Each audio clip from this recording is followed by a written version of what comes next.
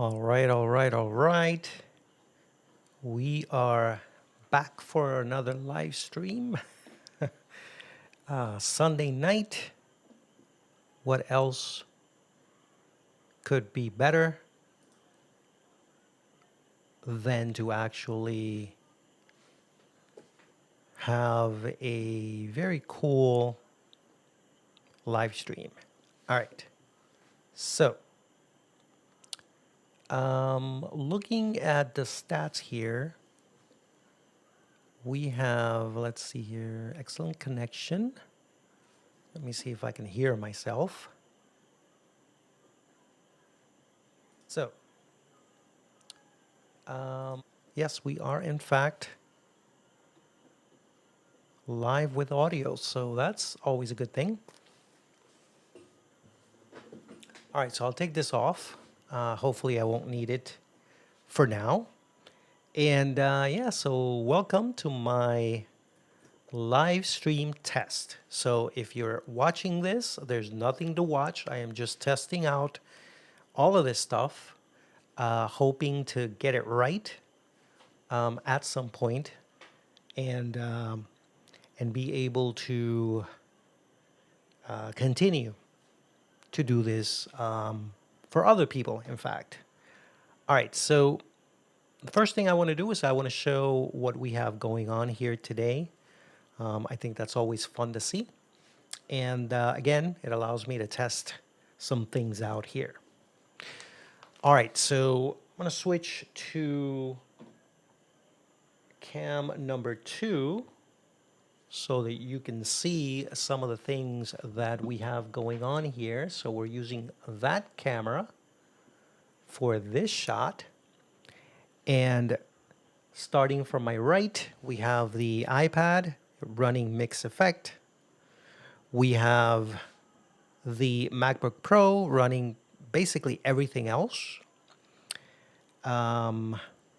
We have today, we have something new. We're actually using the Behringer XAir 16 to run the audio mix. So hopefully that's going to be a good thing.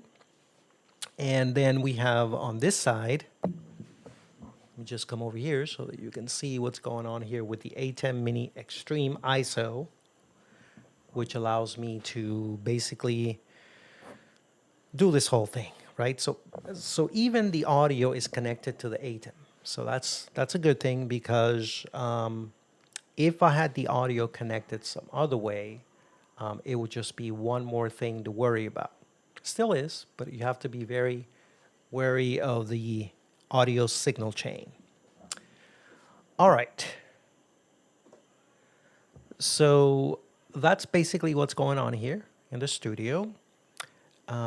Let's talk about the X-Air just a little bit more. I want to just mention that I am actually controlling the X-Air using my Stream Deck. Now, that's a good thing because that means that I don't really have to be, tinkering with the X-Air app, which is okay. I mean, it's gives you lots of control. That's always a good thing, I think. But it can also be a hassle. So let me just go back here to SuperSource and show you what's going on here with the Xair. All right, so this is the app that basically runs the whole show. Oh, what's going on here with my, let's see, here we go. All right, that looks better. What? The preview? Come on. What about this one? Yeah, this one's better. All right, so here's the Xair app that you can run in your PC or Mac, hopefully a Mac. And as you can see, there's a lot of dials, a lot of buttons, a lot of stuff. But I can actually use my Stream Deck to control the mixer without having to go into the app. And that's always, again, just making things much easier. So what I'm going to do is I'm going to connect via my Apple TV. All right. And what I'm going to do is I'm going to show you how I set up. Well, actually, I can even show you here. If you take a look at my Safari, let's go to BitFocus, which is the software that I'm using to control my Stream Deck. And basically, if we come down to page number 2, you can see that I have a button here to mute this main channel. So if for some reason I need to mute the channel, I would just press it like so.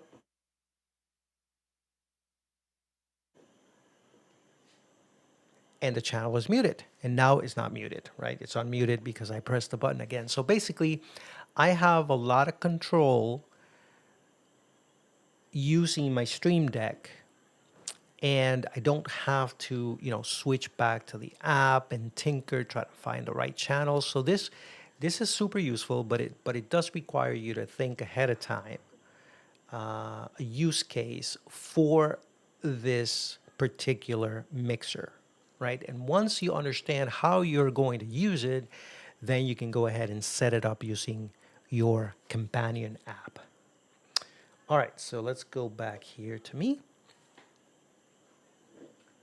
And so yeah, that's what I'm doing with the Behringer XR 16 and the Stream Deck. So let's talk a little bit about some of the things that I've been doing in the past couple of weeks, and actually I can do that by once again using my Apple TV. I can just show you what I have on my phone, and that'll be a nice test. Not that I haven't done before, which I have many, many times. But if we take a look at, there it is, Apple TV. So I'm just going to go ahead and connect using AirPlay. Where is it? Right here. It's looking for the Apple TV. Where is it? Come on now. Oh, you know what? So I am not on the right. I'm not on the right. There we go. On the right Wi-Fi network. We have to be on the right Wi-Fi network just to make sure everything works as expected. So there's my Apple TV. And now I can switch to it, but I'm not going to switch to it just yet because I want to find the video first. And I'll show you what I've been up to. All right, so here's one that I can show. Hold on a second. So here's the one. So let's do Apple TV, which is 4. All right. So here's basically one of the projects that we had last week. I believe that was last week, was to film a few videos for a training course. So here we have the talent. We're using a green screen, which is pretty cool. We have everything set up. We have a teleprompter as well. So that was pretty cool because it allowed us to basically insert any background that we wanted, and we were able to be a little more flexible with what we could do in post production, right? So here's another shot. I'll show you this shot here. 4, is it? Yep, 4. So here's another shot of the studio. Once again, we have just a few lights. Now, it's super, super important that for this green screen to come out correct, we have to light it correctly. It has to be lit evenly. There has to be a good separation between the talent and the background. In this case, the chroma key or the green screen. And that will avoid spills. So that's what you can't really tell from the photo, but what we're doing is we have about 5 feet of separation between the two. We have a main key light, which is the Amaran 100X. It is like at, I would say, 15% because we're using a very bright aperture. It's basically wide open with the lens that I'm using. And then we have a key light, or well, that is the key light. We have a fill light, which is a GVM. Again, it's low powered at this point. And if it was up, if I could have done it over again, I think I would have added a rim light, right? Just basically something to separate the talent even more from the background, and maybe add just a nice outline of light around her hair. But I didn't have any more lights, so I had to basically, because I'm using all the lights for the green screen, basically, right? And this is a mobile setup, so there's really not a whole lot that I can do at this point. So here's another one. Here's just basically another shot. So we can see the shotgun mic, which is a Rode NTG. It's going into a Zoom F3, which is my weapon of choice because of the beautiful amps that mixer has and how compact it is. All right, so that was a fun project, really fun. And I'm going to show you how it came out. So let me cue the video here. And this is basically the way it came out. Let me just put this on just to make sure that we are hearing the audio. So full screen here. Go to 5. And let's take a look at it. Oh, wait, that's not it. That's something else, completely different. So I guess I can't show you the final video. All right, that wasn't cool. Sorry, I thought I had it queued up there for you, but I don't. Where do I? Let me see if I have it. So it's basically should be here. Where's this? Oh, here it is. Oh, I think I found it. Video graphics package pro. Here it is. Project export. You are fortunate, my friend, because you get to see it. I'm just going to show you just a few seconds of it. I don't think I have the permission to show you the whole thing. But here it is. Take a look. Hemos llegado al final de nuestro curso de capacitación para administradores de pruebas estandarizadas. Quiero felicitarles por haber completado este programa con éxito. A lo largo del curso, hemos recorrido un camino lleno de aprendizaje y crecimiento. Estamos seguros de que los conocimientos y habilidades que han adquirido les serán de... Yeah, so basically that's it. It came out beautiful. Shout out to Alex that did the video editing. Found that beautiful background music, added the graphics and all that good stuff, and just made it look good. So yeah, shout out to Alex there. Excellent job. And so yeah, that took a while because there was a lot of stuff to do. We didn't record that many videos for it, but we basically had to put the whole training course together in couple of weeks, I want to say, and it came out very, very nice. We worked on the landing page and all that good stuff. All right, so let me just check here to make sure that we have, all right, looking good. Looking good. Yeah, that's exactly what I was expecting, obviously.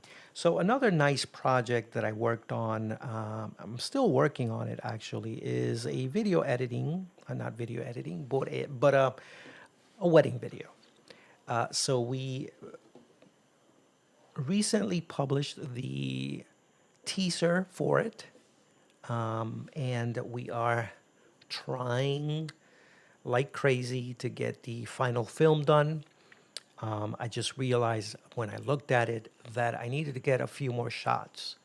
So that's basically what's holding up the project. I need to go back to El Condado and I need to shoot a few more scenes that I think is going to help tell the story, because it's not about a music video, It's about telling their story, their unique story, And if I have to go back and reshoot some of the scenes or shoot extra scenes to make that happen, I'll do that. I'll do it because, they're expecting it and I'm expecting it from myself as well.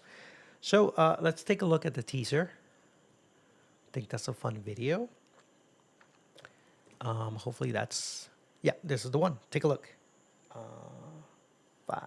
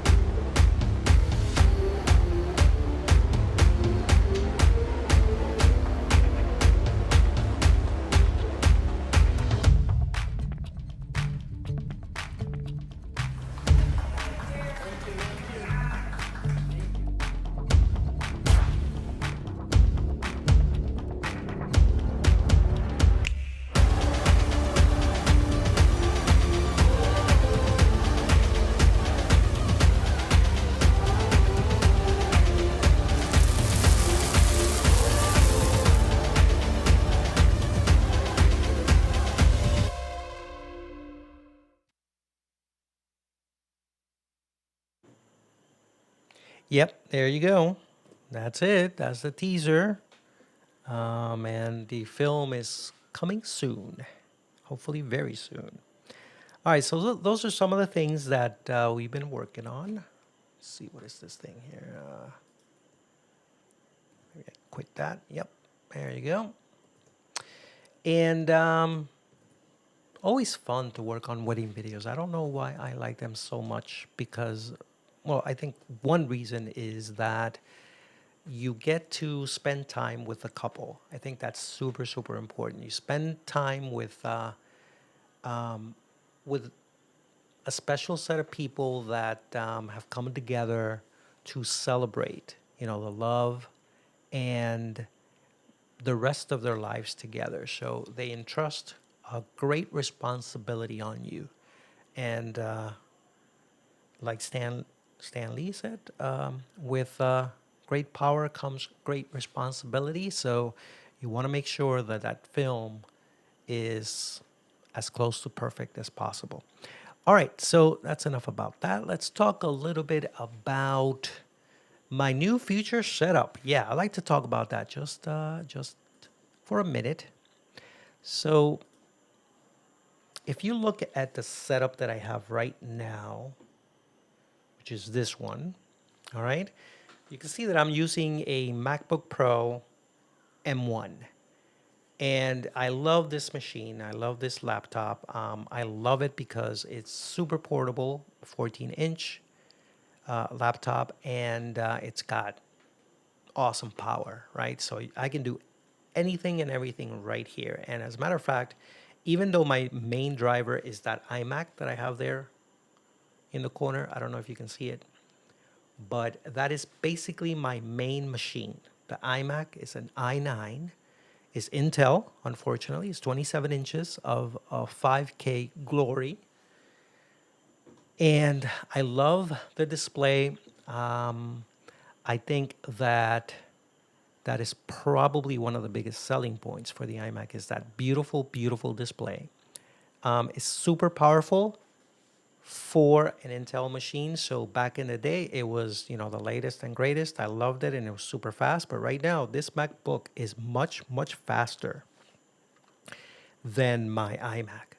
So I'm basically waiting for whatever Apple's gonna do. So I'm hopeful that at some point an iMac might come out. Let me take this off. It would be fantastic if that ever happened, but I don't know. I don't know.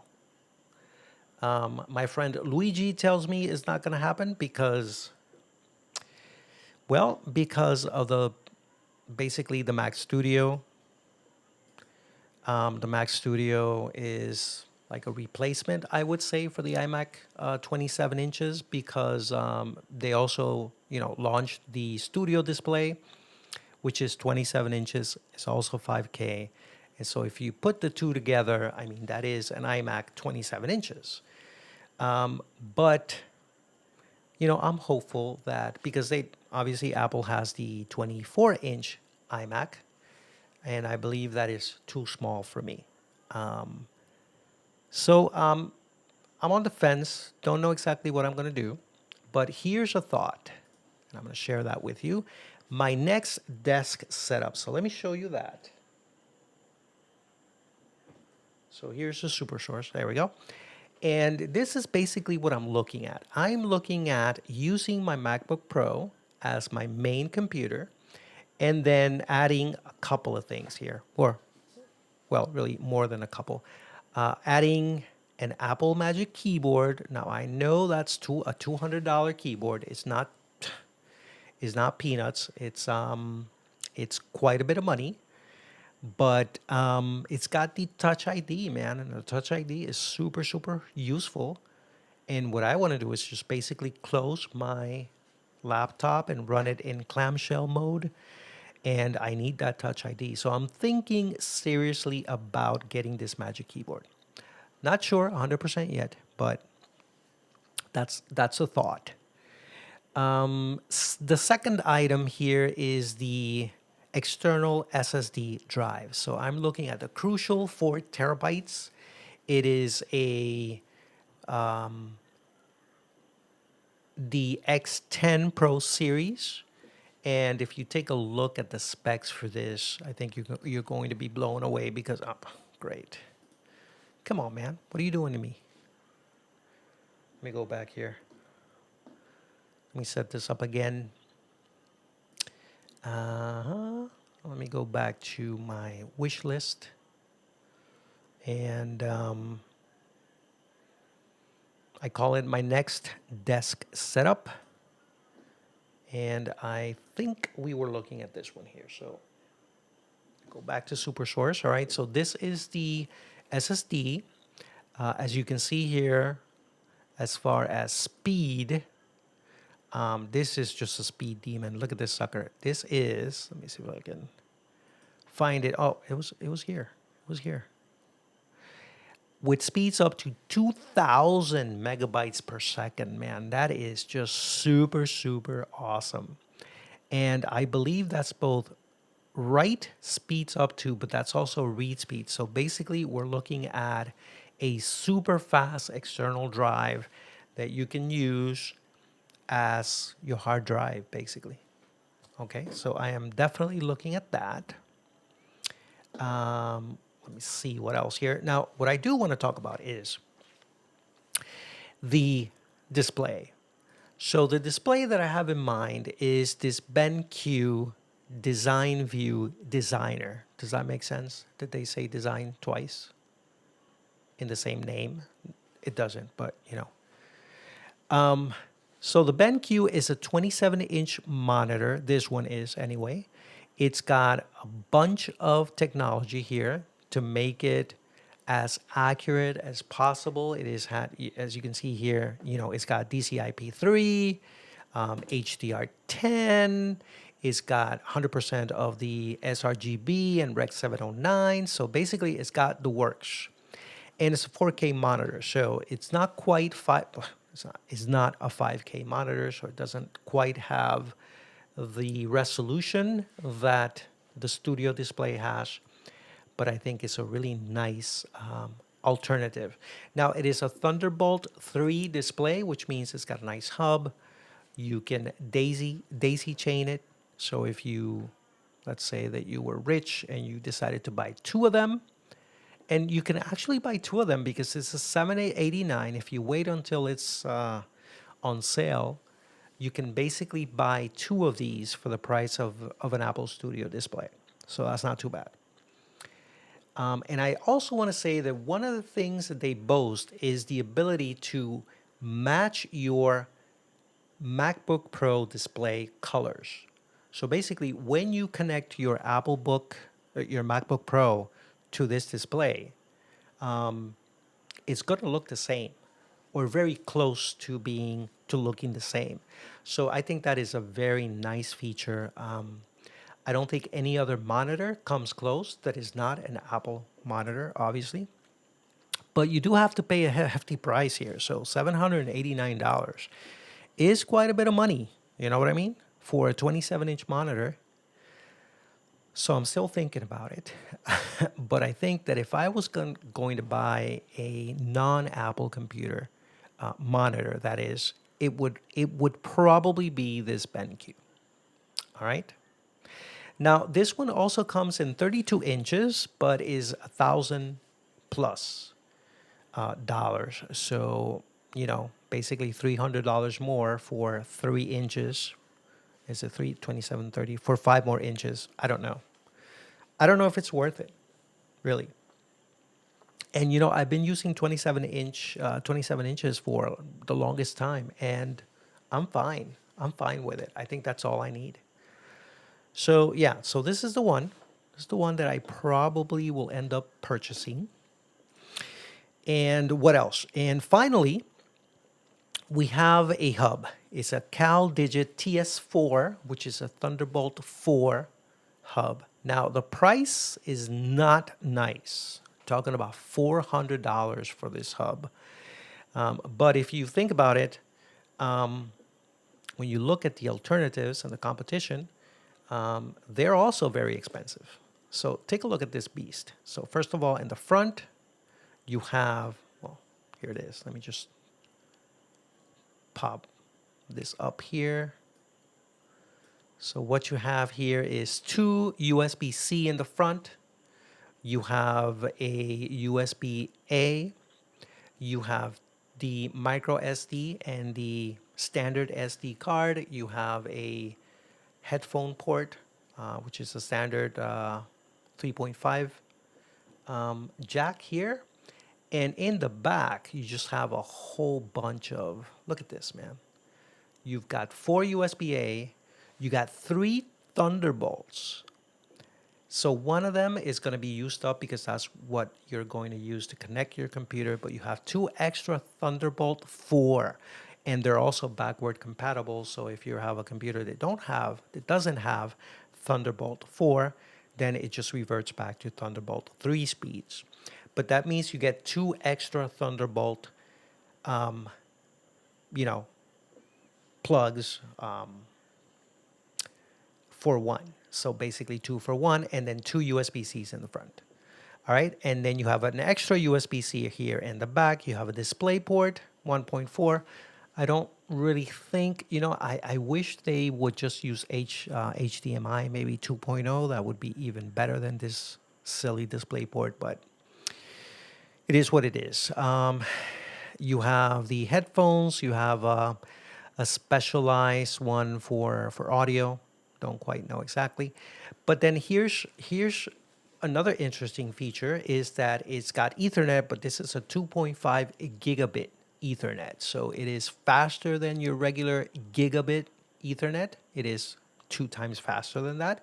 Not quite 10 gigs, but I mean, not every home network. I would say very few home networks have 10 gigabit Ethernet anyway. So I think that 2.5 just gets you future-proof. So this is just a beautiful hub. This is just going to add all kinds of I/O to my MacBook Pro, and I think that is worth the money. Now, I wouldn't buy it at $400. What I would do is I would wait because I don't know if you remember. You would if you were searching for this, but back in Amazon Prime Day, this sucker was much cheaper. Now look at here in Camel. You can see that here it is. It was at $320 on July 17th. So it's going to come down. Maybe I can wait till, I don't know, Black Friday or something like that, but I'm definitely not going to buy it at $400. $320, I think, is beautiful for this type of technology for that hub. And then, obviously, an extra Thunderbolt cable is always nice to have. This is actually a 3.28 feet cable, which is not your really tiny cable that most companies do when they send you stuff. And this is from OWC, so that is a quality cable that is going to last a long time. I know it is. How much is this? I think this was like $30 or $40, but it's worth it because, again, it's quality cable, and I can use that for, for a bunch of things. Now, I will say that the BenQ monitor also comes with a Thunderbolt cable, and that's great, right? Because it is, they're basically adding a $40 or $50 cable to your purchase. So I think that's a good deal. All right, so let me just check my notes here to make sure that, yeah. So I think that's all that we have to talk about today. We had a great time. I did anyway. I hope that I don't think we had any technical hiccups. Just to make sure, let me check the stream real quick before I sign off. And yep, actually, it looks like it was running beautiful. All right, well, that's all we have for you today. Hopefully, we'll see you again sometime soon when I do some more tests, some more live streaming tests for you to not watch or watch, whatever. So we'll see you soon.